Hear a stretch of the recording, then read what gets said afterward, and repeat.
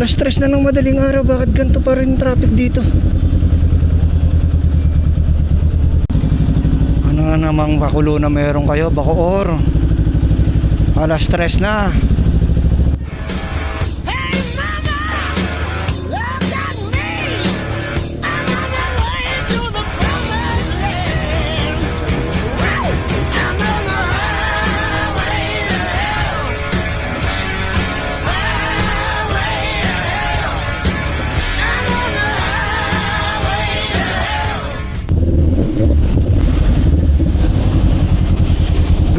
Grabe naman, Bacoor.